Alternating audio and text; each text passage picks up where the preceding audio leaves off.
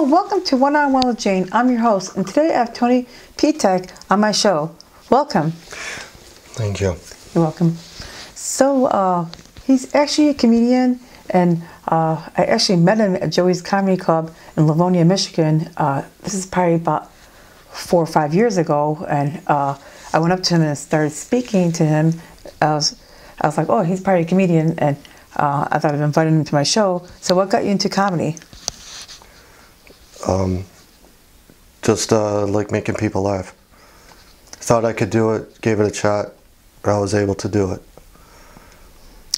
Do you actually write your own jokes, or do you just make up things on the spot? I make things, well, I write them down as I make them up. Okay. And I write it down, and then I try to word it the right way that'd be funny. That's why I always... people in super malls or people in the grocery store know who I am. They always tell me, please don't talk to me. Okay. What's the funniest joke you ever said and it worked out well? I have a lot of them that work out well.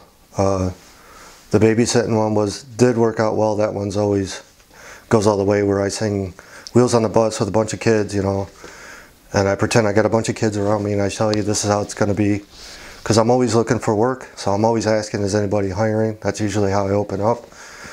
And kind of jokingly, but seriously also, I do construction.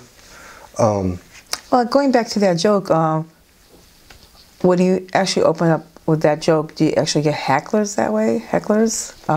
You know, when you say, oh, about the job? Yeah. Oh. I get heckled, but everybody gets heckled.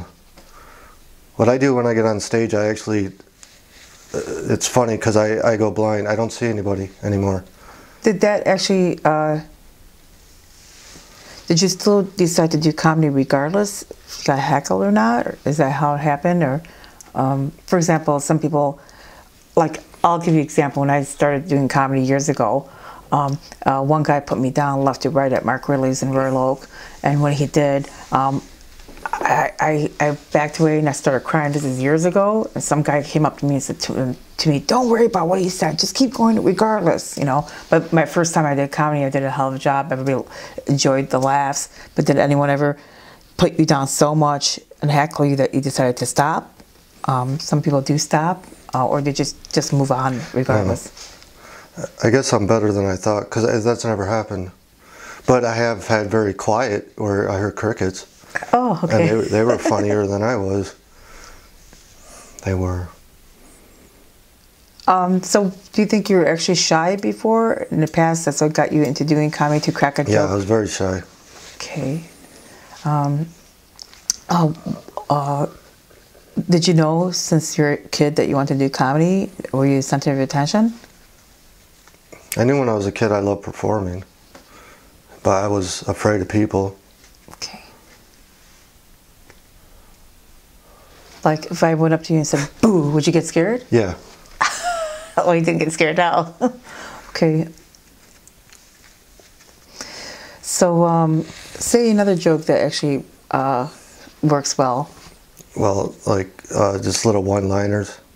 Like Seven Dwarfs, Snow White and the Seven Dwarfs. Like, I thought about it'd be funny if they, you know, one of the Seven Dwarfs walked into the strip club, and what'd he say? Well, hi-ho, as he walked through. And I tell people I used to have hair, but I left it at home. In this case, actually, it is in my car, but it doesn't look very good, so I don't wear it. Okay. I had the paint too, but I accidentally got confused with real paint, and it got stuck. It took me like a week to get out. Okay. Do you mean you actually painted your own hair? I did. Okay, thanks a lot for being on my show.